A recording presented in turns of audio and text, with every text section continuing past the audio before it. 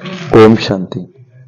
24 अक्टूबर 2023 प्रातः मुरली। ओम शांति। बाप दादा मधुबन। बाबा कहते हैं, मीठे बच्चे तुम्हें बड़ा विचित्र उस्ताद मिला है। बाबा कह रहे हैं, मीठे बच्चे तुम्हें बहुत ही विचित्र उस्ताद मिला है। तुम उसकी श्रीमत पर चलो तो डबल सिरताज देवता बन जाएंगे। किसकी श्रीमत पर? बाबा की श्रीमत पर चलो तो तुम डबल सिरताज देवता बन जाएंगे। प्रश्न, पढ़ाई में कभी भी थकावट ना आए उसका सहज पुरुषार्थ क्या है? पढ़ाई में कभी भी थकावट ना आए उसका सहज पुरुषार्थ क्या है? उत्तर, पढ़ाई में बीच में जो कभी निंदा, स्तुति, मान अपमान होता है उसमें स्थित समान रहे। जैसे पढ़ाई के बीच में जो कभी निंदा, स्तुति, मान अपमान होता है, जैसे कोई बच्चे होते हैं, अब कोई गरीबी घर होता है, कोई थोड़ा पैसे वाला होता है, तो जिनको पढ़ने की लगन होती है ना, तो वो सवेरे भूखे भी चले जाते हैं पढ़ने के लिए, क्योंकि पढ़ाई की वैल्यू है। उनको पता है कि पढ़ाई करने से हम क्या कुछ नहीं बन सकते, तो पढ़ाई से ही तो सब कुछ होता है। जितना भी ऊंचा पद मिलता है वो किससे मिलता है? पढ़ाई से। तो ऐसे ही बाबा कह रहे हैं, ये भी पढ़ाई है, ये ईश्वर है, पढ़ाई है, भगवान हमको पढ़ा रहे हैं। तो जितना हम अब पढ़ाई के बीच में किसी ने कुछ कह दिया, किसी से तू में हो गई, किसी से कुछ भी बात हो गई, तो ऐसी बातों के पढ़ाई के बीच में, ये हमारे घर में, परिवार में किसी ने कहते हैं रोज डेली बाबा की मुरली में जाते हो, कभी तो बैठा करो। कोई ना कोई अगर कुछ कहता है, लेकिन इन बातों की तरफ नहीं जानकर बाबा की मुरली पर ध्यान देना चाहिए, सेंटर पर जाना चाहिए। निंदा, स्थिति, मान अपमान ये तो सबका ही होता रहता है। तुम सही चलोगे तो भी दुनिया कहेगी सही चल रहा है, और गलत चलोगे तो भी दुनिया कहेगी ये गलत चल रहा है। माना कुछ भी करो आप, दुनिया तो कहेगी कहेगी।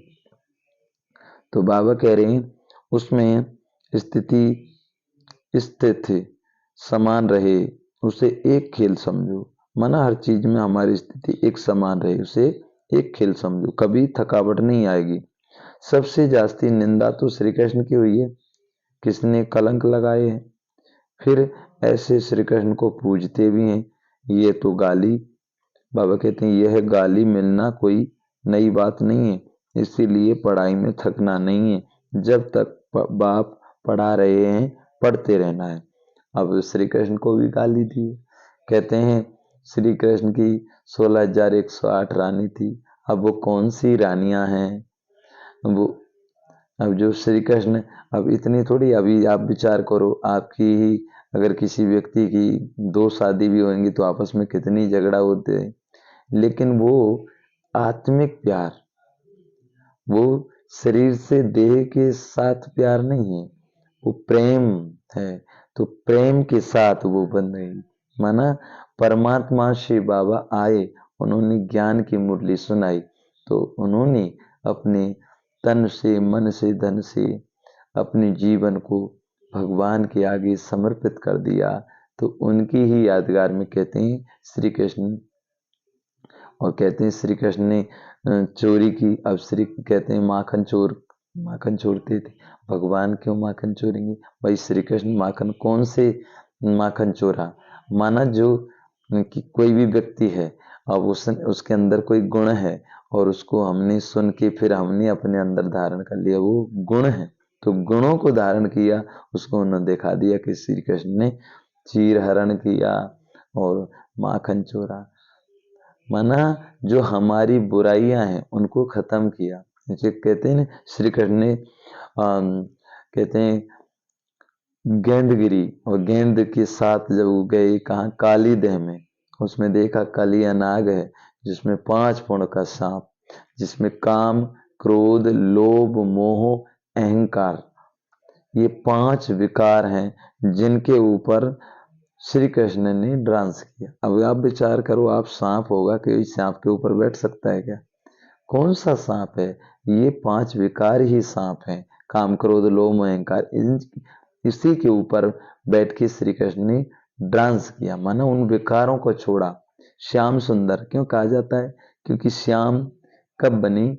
जब सतयुग त्रेता के अंदर, अब जैसे अब हम संगम युग पर हैं, तो संगम युग पर काले से गोरे बन रहे हैं, और फिर सतयुग से त्रेता द्वापर कलयुग, जैसे द्वापर स्टार्ट होता है तो क्या है, हम सभी काले बनने लग जाते हैं, आत्मा पर मैल चढ़ने लग जाता है।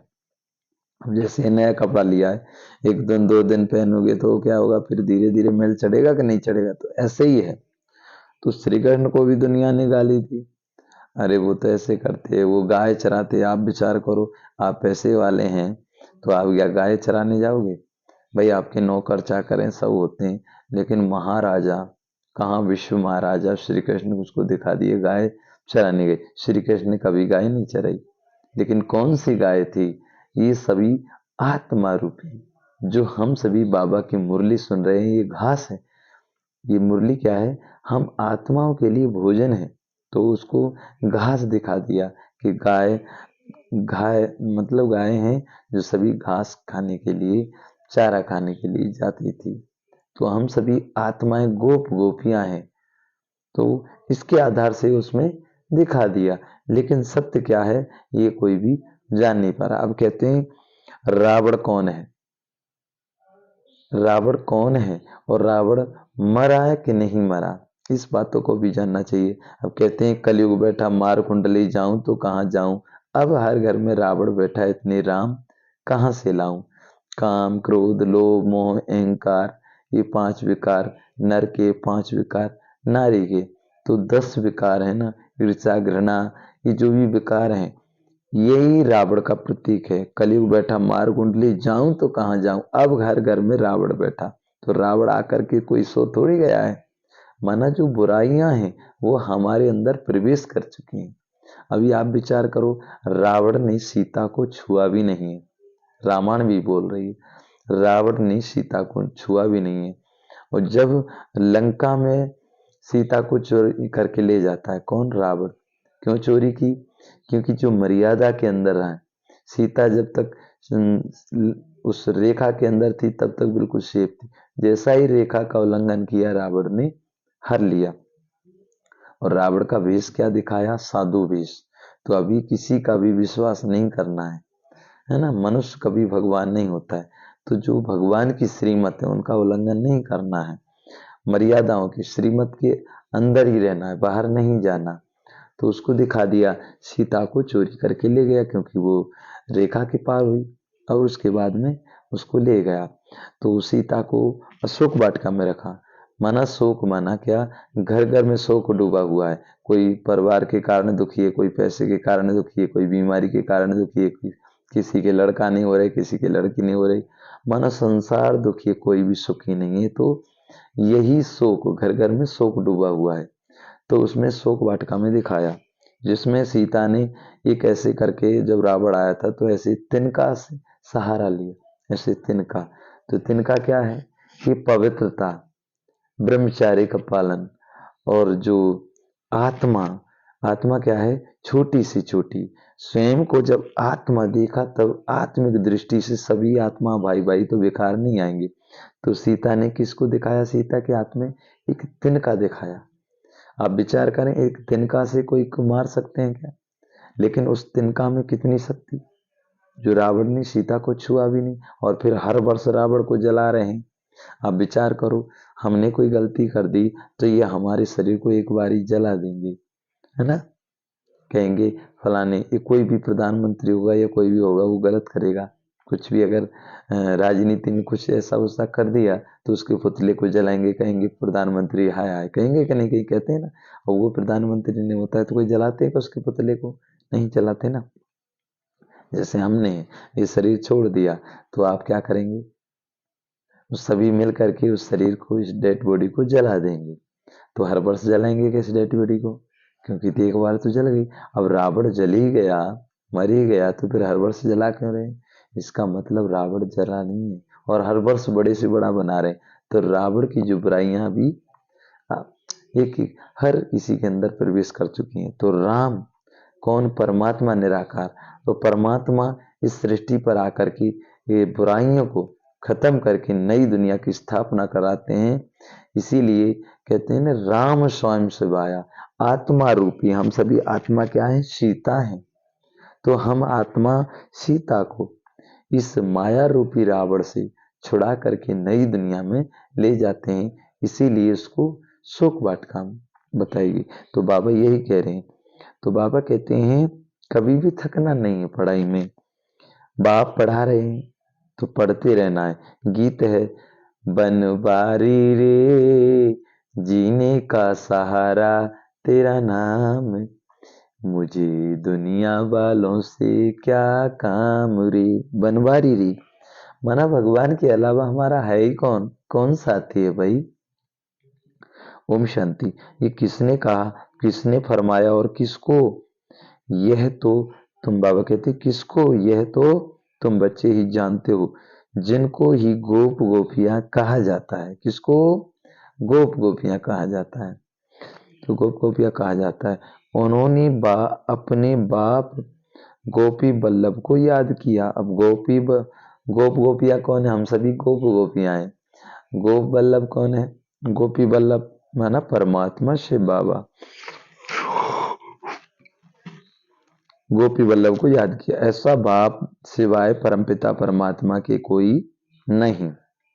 बाबा कहते हैं ऐसा बाप सिवाय परमपिता परमात्मा के कोई हो नहीं सकता। तो याद उनको करते हैं जो होकर जाते हैं, उनको फिर बाद में गायन होता है। मिसाल जैसे क्राइस्ट आया, क्रिश्चियन धर्म स्थापन करके कहाँ चला गया?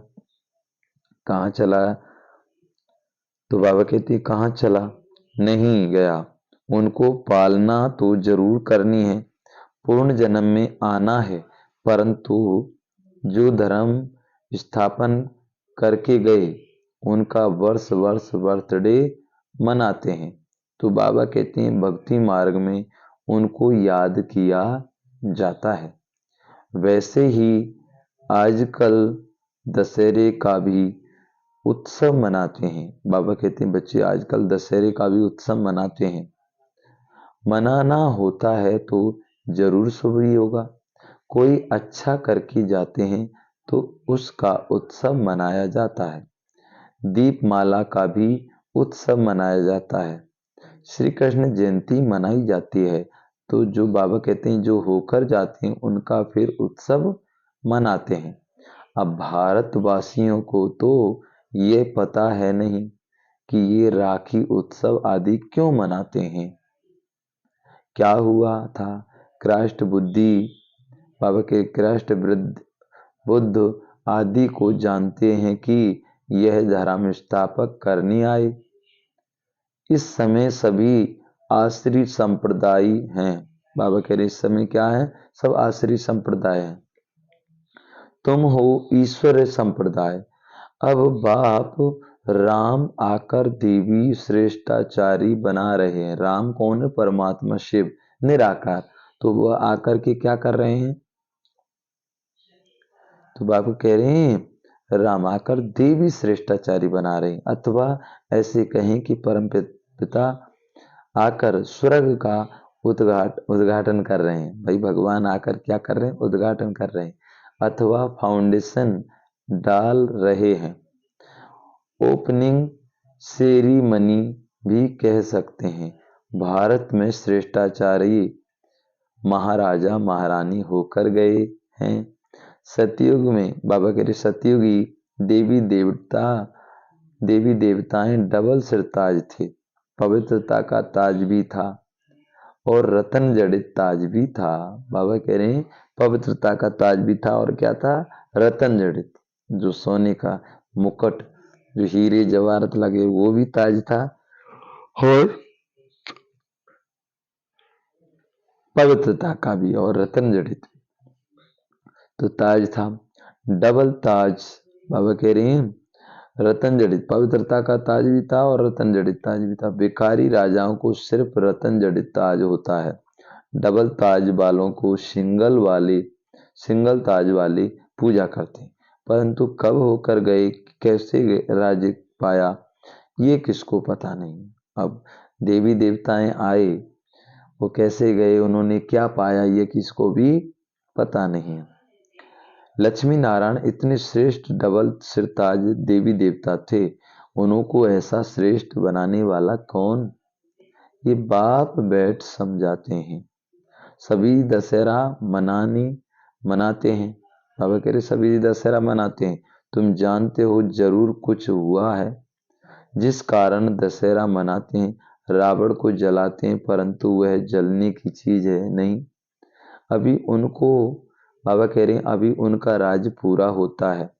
जब तक राम राज्य स्थापन हो जाए, बाबा कह रहे हैं बच्चे, जब तक राम राज्य स्थापन हो जाए, है ना, तो राम राज्य स्थापन हो जाए तब तक ये श्रेष्ठाचारी राज चलना है। बाबा कह रहे हैं जब तक राम राज्य स्थापन ना हो जाए तब तक क्या होगा, ये भ्रष्टाचारी राज चलना ही है। जब तक राम राज्य नहीं आएगा तब तक तो ये चलता ही रहेगा, है ना। तो भ्रष्टा राज्य चलना ही है, चलना है। रावण राज्य खत्म हो, राम राज्य स्थापन हुआ। अब रावण राज्य खत्म हो, राम राज्य स्थापन हुआ था, तो स्थापन हुआ था, उसकी सेरीमनी मनाते रहते हैं, रावण को जलाते हैं। इससे सिद्ध करते हैं बरोबर भ्रष्टाचारी आश्री राज्य है। भ्रष्टाचारी की भी ग्रेडस रहती है। भ्रष्टाचारी द्वापर से शुरू होता है। पहले 2 कला भ्रष्टाचारी रहता है, फिर 4 कला, फिर 8 कला, फिर 10 कला, बढ़ते बढ़ते 16 कला भ्रष्टाचारी हो गया है। अभी फिर 16 कला भ्रष्टाचारी को बदलाएं। 16 कला श्रेष्ठाचारी बनाना एक बाप का ही काम है। अब बाबा कह रहे हैं जो 16 कलाएं थी, जो पहले सत्य द्वापर से और कलयुग तक, ये जो विकार हैं, जो बुरी चीजें वो हमारे अंदर प्रवेश करते गए। तो बाबा कहते हैं तो भ्रष्टाचारी, उसको श्रेष्ठाचारी बनाने वाला कौन है, परमात्मा शिव बाबा, वही बनाते हैं। श्रेष्ठाचारी बनाना एक बाप का ही काम है और किसी का नहीं है। अब काम, क्रोध, लोभ, मोह, अहंकार, ईर्ष्या, घृणा, अब भाई इतनी जो बुराइयां हैं ये तो हर किसी के अंदर है। एक दूसरे को क्रोध करना, लोभ, मोह, अपने बच्चे प्यारे दूसरे के बुरे लग रहे हैं, ये मोह है। अहंकार, अब आपके पास कुछ है, अहंकार है आपको, तो ये भी नहीं होना चाहिए। तो बाबा कहते हैं, बाप समझाते हैं इस समय रावण राज्य है, राम राज्य श्रेष्ठ राज्य था, अभी वह भ्रष्ट बन गए हैं। अब बाबा क्या कह रहे हैं, राम राज्य श्रेष्ठ राज्य था। अब इनके शब्दों को हमने पकड़ा ना, बाबा ने कितने सुंदर शब्द कहे हैं। बाबा ने क्या कहा, रावण राज्य श्रेष्ठ था, अभी वह भ्रष्ट बन गए। तो रावण राज्य, रामायण की चौपाई बोल रही, क्या बोल रही, राम राज सपने हूं दुख नाई, कि रावण राज्य में तो सभी दुखी हैं, परेशान हैं, लेकिन राम राज्य में किसी को भी दुख नहीं था। वहां कोई रावण नहीं था, कंस नहीं था। तो रावण का प्रतीक क्या है, अब जो कलयुग है इसमें रावण घर घर में प्रवेश कर चुका है, और सतयुग त्रेता में रावण नहीं होता। वहां सभी सुखी होते हैं, शेर और गाय घाट पर पानी पीते हैं, ऐसा सतयुग होगा। जहाँ हीरे जवाहरात के महल होंगे, सभी पुष्पक विमान घूमेंगे, घी दूध की नदियां बहा करती। अब आप ही विचार करें, आज से 20-25 साल पहले हमने अपनी आंखों से देखा है, इतना प्रेम था, कहीं भी जाते थे तो मूंगफली एक दूसरे को बांध देते थे, बेर बांध देते थे, कोई चीज होती थी वो बांध देते थे, घी आया सब्जी कोई भी एक दूसरे को बांध देते थे, है ना। और रिश्तेदारी एक महीने रुकते थे, कितना प्रेम था, कोई भेदभाव नहीं था, इतना ज्यादा कहीं बाहर जाने का शौक नहीं था, सब अपने घरों में ही खुश थे। एक कमाता था, उसी में सब खुश थे। अब तो पूरा परिवार कमाता है, फिर भी सभी वो जो पूर्ति है घर की वो हो ही नहीं पाती। एक इच्छा पूरी हुई तो दूसरी इच्छा की आवश्यकता हुई, तो वो क्या है, इसी के कारण हम सभी दुखी बनते गए। तो बाबा ने कहा राम राज्य श्रेष्ठ राज्य था, अभी वह भ्रष्ट बन गए। श्रेष्ठाचारी भारत को स्वर्ग कहा जाता है, वही राज्य अब भ्रष्टाचारी हो गया है।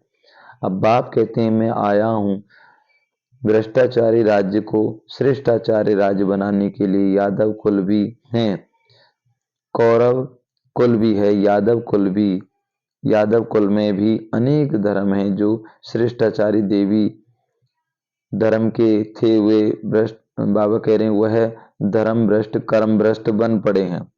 तो बाबा कह रहे जो श्रेष्ठाचारी धर्म के थे वह धर्म भ्रष्ट कर्म भ्रष्ट बन पड़े हैं। फिर बाप श्रेष्ठ कर्म सिखलाते हैं। अब भक्ति मार्ग में उत्सव मनाते आए हैं, जरूर भगवान आया था। 5000 वर्ष पहले की बात है। बाप ने आकर श्रेष्ठाचारी, बाबा कह रहे हैं बाप ने आकर भ्रष्टाचारी को श्रेष्ठाचारी बनाया। सॉरी, अब जब रावण को जलाते हैं तो रावण को मारने के लिए परमात्मा तो आए हैं ना, तो आए होंगे कि नहीं आए होंगे। जब रावण को जलाते हैं तो रावण को जरूर मारा होगा। अब जब दीप जलाते हैं तो इसका मतलब राम राज्य भी हुआ होगा। तो आप विचार करें कि भगवान शिव बाबा, परमात्मा शिव बाबा 5000 वर्ष पहले इसी तरह आए थे, आकर के इन बुराइयों को, भ्रष्टाचारी को श्रेष्ठाचारी बनाया था। इसीलिए आज तक ये गायन चलता है, रावण को मार करके नई दुनिया की स्थापना की थी। तो बाबा कह रहे हैं श्रेष्ठाचारी बनाया था, सारी दुनिया को श्रेष्ठाचारी बनाना बाप का ही काम है। फिर उनकी पालना करने के लिए तुमको ऊपर से भेज देते हैं, है ना, उनकी पालना करने के ऊपर से भेज देते हैं। तुमने जो देवी धर्म की स्थापना की, बाबा कह रहे जो बाबा कह रहे तुमने जो देवी धर्म की स्थापना की वह फिर जाकर पालना करो, ऐसे कोई कहते नहीं। ऑटोमेटिकली यह ड्रामा अनुसार होता है। तुम श्रेष्ठाचारी बन जाएंगे, फिर सृष्टि भी सतो प्रधान श्रेष्ठाचारी बन जाएगी।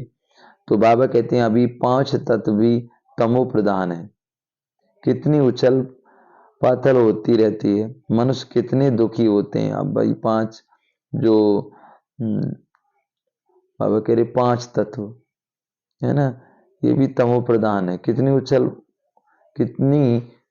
उथल पाथल होती रहती है, मनुष्य कितने दुखी होते हैं, करोड़ों का नुकसान हो जाता है। सतयुग में ये कोई भी उपद्रव नहीं होती, उपद्रव होते हैं, उपद्रव होते हैं नरक में।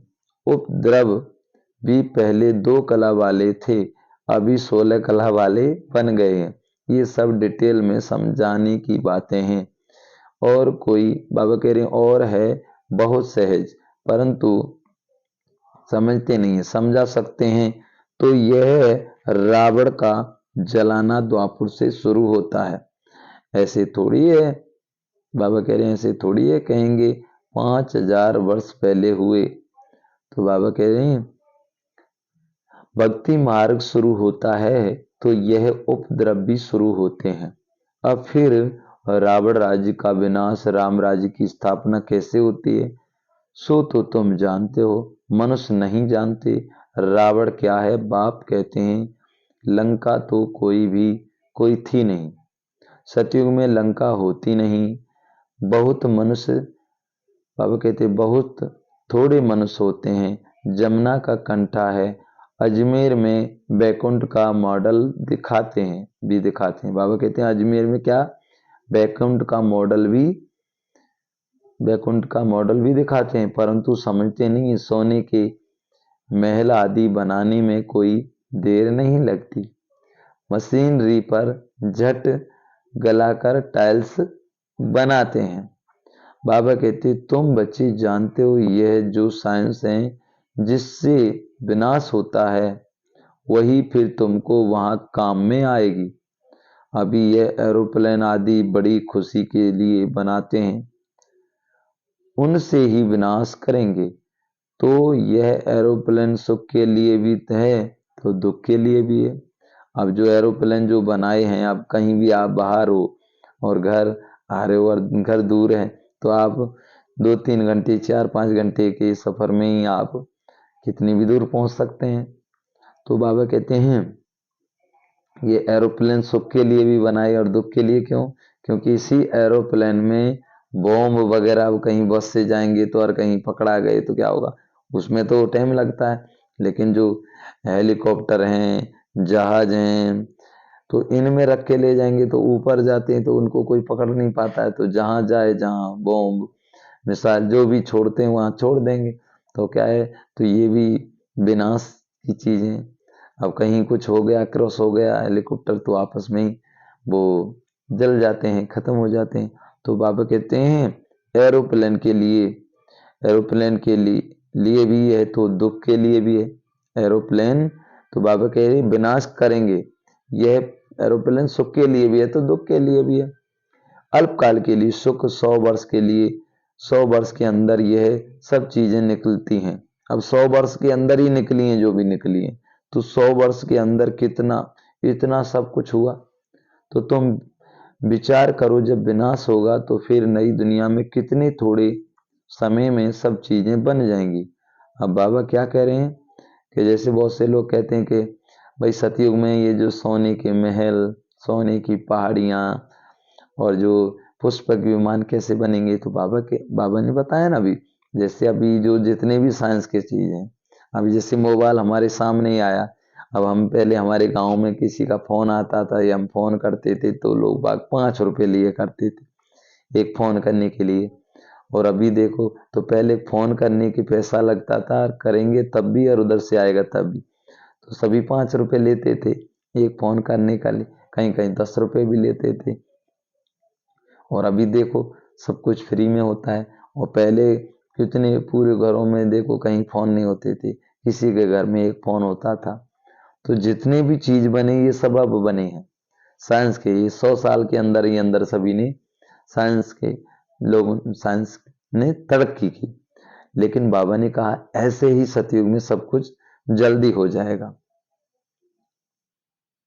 तो बाबा कहते हैं थोड़े समय में सब चीज बन जाएंगी, वहां तो झट सोने के महल बन जाते हैं। भारत में सोने चांदी के कितने महल जड़े हुए बनते हैं। बाबा कहते हैं सोने चांदी के कितने महल जड़े हुए बनते हैं। वहां दरबार बड़ी बनती हैं, राजे रजवाड़े आपस में मिलते होंगे ना। बाबा कह रहे वहां दरबार बड़ी होती है क्योंकि राजा महाराजा आपस में मिलते होंगे ना। उसको पांडव सभा नहीं कहेंगे, उसको कहेंगे लक्ष्मी नारायण की राजधानी की सभा। प्रिंस प्रिंसेस सब आकर के बैठते हैं। ब्रिटिश गवर्नमेंट थी तो प्रिंस प्रिंसेस महाराजाओं की बड़ी सभा लगती थी। सब राजाई ताज लगाकर बैठते थे। नेपाल में बाबा जाते थे तो वहां राणा फैमिली की सभा लगती थी। अब बाबा कह रहे हैं बाबा जब नेपाल में जाते थे तो वहां राणा फैमिली की सभा लगती थी, बड़े ताज वाले राणे बैठते थे। अब जब राजा बैठते थे पहले तो उनके सर पर मुकुट होता था, उनके बच्चों के भी सब बहुत ही अच्छे लगते थे, इसी तरीका से बैठते थे। तो बाबा कहते हैं बड़े ताज वाले रानी बैठते थे, उनको महाराजा महारानी कहते हैं। फिर उनमें भी नंबरवार होते हैं, रानियां नहीं बैठती हैं, वह पर्देनशीन होती हैं। बाबा कह रहे हैं रानियां नहीं बैठती, वो क्या होती हैं, पर्देनशीन होती हैं, बड़े भवके से बैठते हैं। हम कहते थे ये तो पांडव राज है, वह अपने को कहते भी बाबा कहते भी हैं, बाबा कहते हैं अपने को कहते भी सूर्यवंशी, अपने को कहते भी हैं सूर्यवंशी। यहाँ थे परंतु सिंगल ताज वाले उनसे पहले डबल सिर ताज थे। श्री कृष्ण के लिए अनेक बातें लिख दी हैं, फलानी को भगाया, ये किया, परंतु ऐसी बात तो नहीं है। जो उत्सव पाठ हो जाते हैं वह फिर मनाते आते हैं, यह भी उत्सव मनाते हैं। जबकि रावण राज्य को खलास कर राम राज्य की स्थापना की, यह तो वर्ष वर्ष मनाते हैं। तो सिद्ध होता है आश्री रावण राज्य 5000 वर्ष पहले भी था। बाप आया था, आकर रावण राज्य बाबा कह रहे हैं बाप आया था, आकर के रावण राज्य का विनाश कराया था। वही महाभारत लड़ाई खड़ी है। अब ये वही महाभारत लड़ाई खड़ी है। अब आपस में लड़ रहे हैं और भगवान आकर के नई दुनिया की स्थापना करा रहे हैं और भगवान सबको प्रेम करना सिखा रहे हैं, आपस में मिलना सिखा रहे हैं। तो वो आपस में लड़ रहे हैं। तो बाबा ने कहा ना, बाप आया था, आकर के रावण राज्य का विनाश कराया था। वही महाभारत लड़ाई खड़ी है।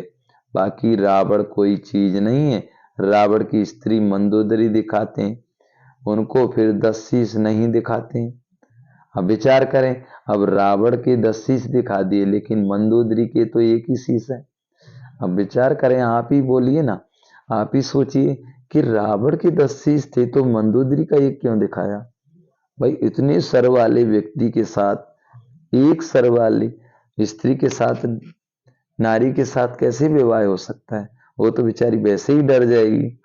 तो माना क्या, ये जो विकार माना, रावण कोई ऐसी चीज नहीं था। जो बाबा कह रहे हैं कि रावण के अंदर सर कोई 10 नहीं थी, सर तो एक था, लेकिन बुराइयां जो काम, क्रोध, लोभ, मोह का अहंकार, ईर्ष्या, घृणा, ये जो बुराइयां हैं, जो ही इसको ही 10 शीश रावण कहा गया। अभी आप ही विचार करो, किसी के एक सर से 2 सर वाले कोई व्यक्ति पैदा होंगे तो कितना वो हो जाता है, और लोग बाग डर जाते हैं, कहते हैं अरे ये तो ऐसा, ये कोई भूत तो नहीं है, कोई जिंद तो नहीं, कितना डरते हैं। अब विचार करो, 10 शीश वाले अगर पैदा कोई होगा तो ऐसा कोई हो सकता है क्या? कितना वो कर देंगे उसको, तो तुरंत ही खत्म कर देंगे कि भाई 10 शीश वाला हुआ है और उसको जल्दी से मार दो। माना क्या, जो बुराइयां हैं वही है, क्योंकि अब रावण राज ही चल रहा है। अब ये बिन आपस में लड़ रहे हैं ना, इसको दिखाया रावण और राम, आपस रावण और राम ने युद्ध किया, जिसमें रावण को मारा। तो ये युद्ध ही चल रहा है, आपस में लड़ रहे हैं, जिसको दिखाया कुरुक्षेत्र। माना ये क्षेत्र है जिसमें हम अपने भाई भाई लड़ रहे हैं, हमको पता ही नहीं है। वसुदेव कुटुंब में एक हिंदू, मुस्लिम, सिख, ईसाई आपस में सब भाई भाई, सब आपस में भाई भाई में, आत्मा आत्मा सब भाई हैं, क्योंकि सबका मालिक एक ही भगवान है। अब ये आपस में लड़ रहे हैं, पता ही नहीं किसको मार रहे हैं। बंदूक, गोला, मिसाइल, अनेक तरीके से एक दूसरे को मार रहे हैं, लेकिन पता ही नहीं है कि हम सब एक हैं, कोई भी पराया नहीं है। तो इसी को कुरुक्षेत्र दिखाया गया। तो बाबा कहते हैं रावण की स्त्री को मंदोदरी, बाबा कह रहे रावण की स्त्री मंदोदरी दिखाते हैं, उनको फिर 10 शीश नहीं दिखाते। रावण को 10 शीश दिखाते हैं, विष्णु को 4 भुजा दिखाते हैं। तो बाबा कहते हैं 2 लक्ष्मी की, 2 नारायण की। वैसे रावण को 10 शीश दिखाते हैं। 5 विकार उनके, 5 विकार मंदोदरी के। अब 5 विकार किसके दिखा दिए? स्त्री के, और 5 विकार पुरुष के, इसीलिए 10 शीश दिखा दिया। अब बुराई तो है ना। अब जब स्त्री में 5 बुराई है, 5 नर में, तो नर नारायण माना, जो नर, जो मतलब स्त्री में 5 विकार और नारी में 5 विकार, तो 10 विकार हो गए ना। तो 5 मंदोदरी में और 5 रावण में, इसीलिए उसको 10 शीश दिखा दिया। तो बाबा कहते हैं बाबा कहते हैं 5 10 शीश दिखाते हैं। 5 विकार उनके, 5 विकार मंदोदरी के। विष्णु चतुर्भुज भी अर्थ सहित दिखाया है। पूजा भी लक्ष्मी, महालक्ष्मी की करते हैं। महालक्ष्मी को 2 भुजा बाला नहीं दिखाएंगी। दीपमाला में लक्ष्मी का आह्वान करते हैं। क्यों? नारायण ने कोई गुनाह किया है क्या? बाबा कह रहे हैं अब लक्ष्मी की पूजा करते हैं, तो नारायण ने क्या कोई गुनाह किया था क्या? बाबा कह रहे हैं क्यों, नारायण ने कोई गुनाह किया क्या? लक्ष्मी को भी धन नारायण ही देता है ना, होगा ना। अब आप, कोई स्त्री है, अब उससे आप पैसे मांगने के लिए गए, लेकिन उसको पैसे किसने दिए? भाई स्त्री कमाने थोड़ी जाती है, लेकिन पैसे कहाँ से आते हैं? तो उसका आदमी तो देता है ना, उसका पति तो देता है ना, तभी तो आप ला सकते हो। तो भाई लक्ष्मी के पास धन कहाँ से आएगा इतना, वो नारायण ही तो देगा ना भाई, विष्णु भगवान ही तो देगा ना, नारायण। तो लक्ष्मी को कहाँ से मिला, तो नारायण। तो ये पद कहाँ से मिला, लेकिन भगवान को याद करके उन्होंने ये पद पाया। तो बाबा कहते हैं नारायण ने क्या गुनाह किया वास्तव में। अब लक्ष्मी को धन तो नारायण ने ही दिए देता हो, तो बाबा कहते कितनी रहस्य की बात बता रहे हैं बाबा, आप धन लक्ष्मी की पूजा करते हैं नारायण की नहीं करते। तो बाबा क्या करें, धन तो नारायण ही देता होगा ना, हाँ पार्टनर होंगे। तो नारायण ने क्या गुनाह किया, वास्तव में धन कोई लक्ष्मी से नहीं मिलता, धन तो जगदम्बा से मिलता है, जगदम्बा से मिलता है। तुम जानते हो जगदम्बा सो फिर लक्ष्मी बनती है, तो उन्होंने अलग अलग कर दिया है। जगदम्बा से हर चीज मांगते हैं, कोई भी दुख होगा, बच्चा मर जाएगा तो जगदम्बा को कहेंगे रक्षा करो, बच्चा दो, यह बीमारी दूर करो, बहुत कम कामनाएं रखते हैं। लक्ष्मी के पास एक ही कामना रखकर जाते हैं, धन की। अब जगदम्बा के पास तो कहते हैं बच्चा दो, धन दो, हर चीज मांगेंगे, रक्षा करो। और लक्ष्मी के पास कैसे जाएंगे, खाली धन के लिए। तो बाबा कहते हैं लक्ष्मी के पास कामना रखकर जाते हैं, किसकी, धन की।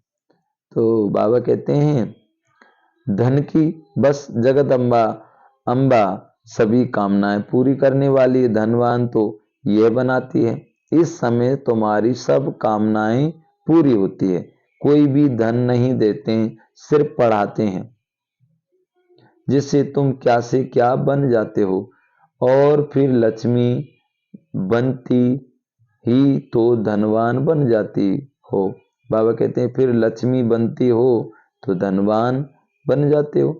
ताकत इस समय तुम्हारे में है, जो तुम सब कामनाएं पूरी कर सकती हो। जगदम्बा दान देती है, लक्ष्मी दान थोड़ी देगी, वहां दान देते नहीं, भूख होती ही नहीं, कंगाल कोई होते ही नहीं। अब बाबा कहते हैं वहां कोई दान नहीं करता, कहाँ सतयुग त्रेता, वहां भूख नहीं होती, वहां कोई कंगाल नहीं होता, कंगाल कोई होते ही नहीं।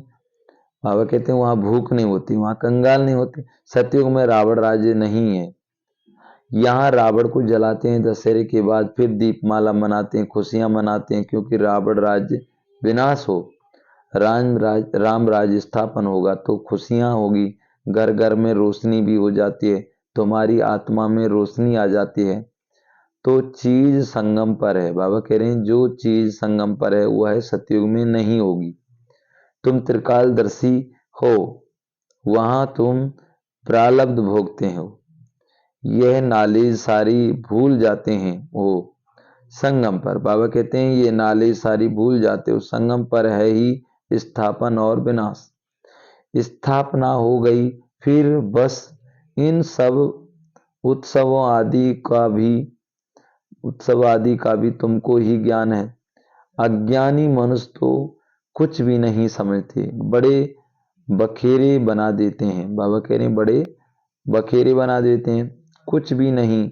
तुम प्रैक्टिकल में देख रहे हो, सतयुग में यह बातें नहीं होती है।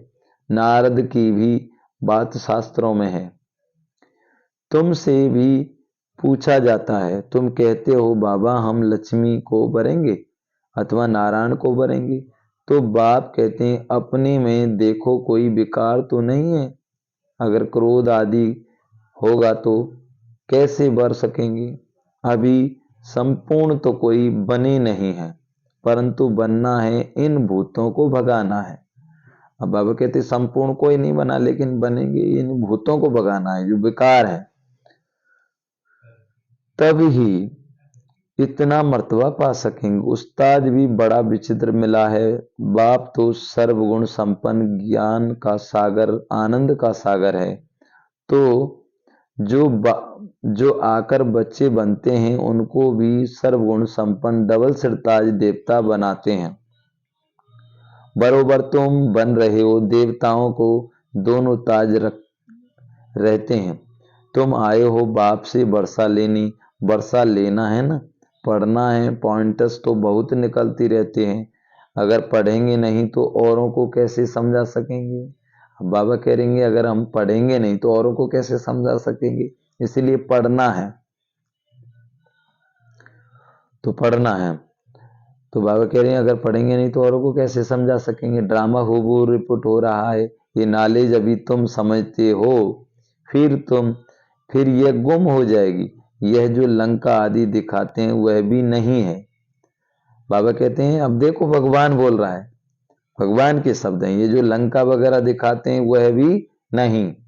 रावण राज्य का जन्म कब हुआ, लिखा हुआ है द्वापर से देवताएं वाम मार्ग में जाते हैं तो भिखारी बनना शुरू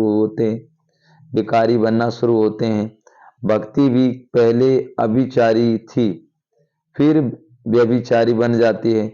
अभी तो मनुष्य अपनी पूजा कराने लग पड़े हैं। बाप कहते हैं मैं आता ही हूँ भ्रष्टाचारी दुनिया का विनाश और श्रेष्ठाचारी दुनिया की स्थापना करनी। जरूर पहले स्थापना करेंगे फिर विनाश करेंगे, ये हमारा पाठ कल्प कल्प का है। भ्रष्टाचारी से श्रेष्ठाचारी बनाने में भी टाइम लगता है। जब तक बाप बैठ पढ़ा रहे हैं पढ़ना है। कल पहले जिन्होंने जितना पढ़ा है वही पढ़ेंगे। बहुत बच्चे चलते चलते कहते हैं बस हम चल नहीं सकेंगे, और स्थिति निंदा मान अपमान यह तो सब होगा। तुम पढ़ाई को क्यों छोड़ देते हो। बाबा कह रहे हैं तुम पढ़ाई को क्यों छोड़ते हो। सबसे जास्ती निंदा तो श्री कृष्ण की हुई, कितने कलंक लगाए, फिर ऐसे श्री कृष्ण को पूजते क्यों हैं। वास्तव में गाली अभी उनको ब्रह्मा को मिलती है। सारे सिंध में निंदा हुई, फिर तो कुछ भी नहीं सके। तो बाबा कह रहे हैं श्री कृष्ण को गाली कब दी। अब श्री कृष्ण की आत्मा, अब उन्होंने जैसे दिखाया ना, तो जैसे सभी मिल करके आए और बाबा की जो उसको है ना दादा लेखराज था, तो पहले नाम था हीरे जवाहरात के व्यापारी, तो उनके शरीर में शिव बाबा आए थे। तो बाबा ने आकर कहा कि बच्चे योगी बनो, पवित्र बनो। जब पवित्रता की बात चली तो आपस में हंगामा होने लगे, आपस में लड़ने लगे। तो आकर के ब्रह्मा बाबा को मारने के लिए क्या क्या उनको कलंक लगाया, ये ऐसा है वो वैसा है। अभी देखो आप, कोई भी आप देख सकते हैं यूट्यूब पर, वो इनको पता ही नहीं है कि ब्रह्मा कुमारी का ज्ञान क्या है। उन्होंने क्या क्या उसमें यूट्यूब पर छोड़ दिया, कोई क्या छोड़ देते हैं। इन बातों को कभी नहीं आना, ये सब फेक न्यूज है। ब्रह्मा कुमारी का वो ज्ञान है जो भी आप देख सकते हैं, कितने कितने बड़े बड़े साधु संत भी इन चीजों को कह रहे हैं कि अगर ये ज्ञान 100-200 साल पहले अगर होता ना तो दुनिया में कोई लड़ाई झगड़ा होता ही नहीं। ये जो आज जो दुनिया में लड़ाई झगड़े हो रहे हैं नहीं होते, क्योंकि यहाँ इस ज्ञान में आत्मा का ज्ञान ये भगवान स्वयं दे रहे हैं। इस ज्ञान में कोई विकार नहीं है, आपस में कोई भेदभाव नहीं है। कितना सच्चा और साफ ज्ञान है, और इस ज्ञान को दुनिया ने क्या क्या कलंक लगाए। तो बाबा कहते हैं सबसे ज्यादा कलंक किसको लगाए, ब्रह्मा को। तो बाबा कहते हैं सबसे ज्यादा जास्ती निंदा श्री कृष्ण की हुई, कितने कलंक लगाए, फिर ऐसे श्री कृष्ण को पूजते क्यों। जब तुमने कलंक लगाए कि श्री कृष्ण माँ कंचोर था, उसकी तो इतनी रानियां थी, वो गाय चराता था, तो फिर उसको पूजते क्यों। श्री कृष्ण कौन है इसको कोई जानता नहीं है। श्री कृष्ण ने कोई गाय नहीं चराई थी, श्री कृष्ण की कोई 16,108 रानी नहीं थी, श्री कृष्ण कोई माखन नहीं चुराती। अब आपके पास ये गाय भी है, अगर घी दूध है आपके घर के अंदर 10 गाय भी हैं, तो आप किसी के घर जाकर चोरी करेंगे क्या। माना क्या हमने सोचा नहीं कोई चीज, बस जिसने कहा उसी को हम मान लिए। आपको पैसे वाले हैं तो आप अपने इतना पैसे वाले आप गाय चराने के जाएंगे, आपके नौकर नहीं चराएंगे क्या। सोचना चाहिए कि क्या सत्य है क्या असत्य है, जिसने जो कह दिया वही मान लिया।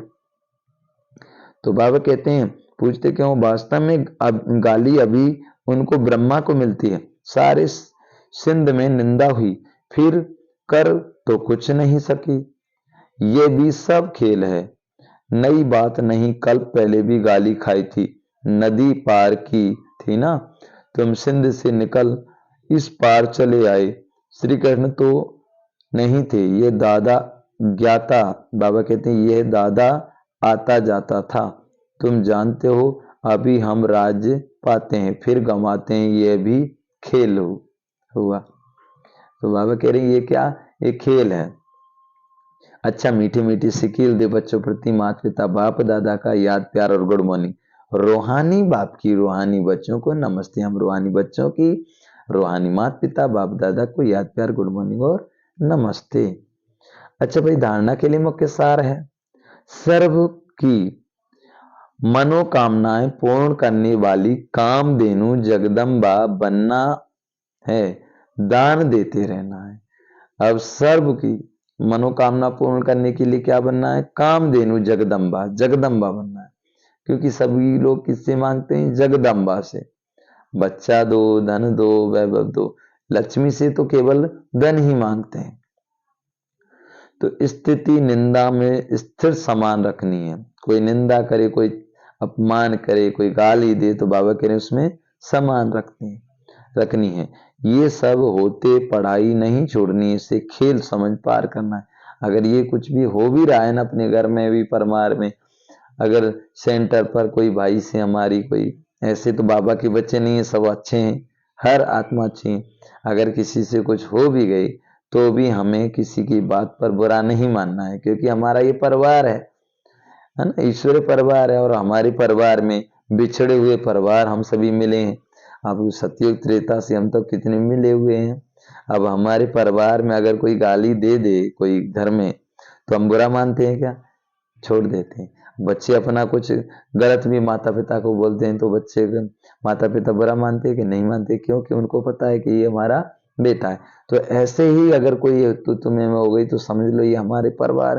भाई आप पर सतयुग त्रेता में हम सभी एक साथ होंगे, कोई हमारी माँ होगी, कोई पिता होगा, कोई भाई होंगे, कोई स्त्री होंगी, तो रहेंगे तो सब हम ही।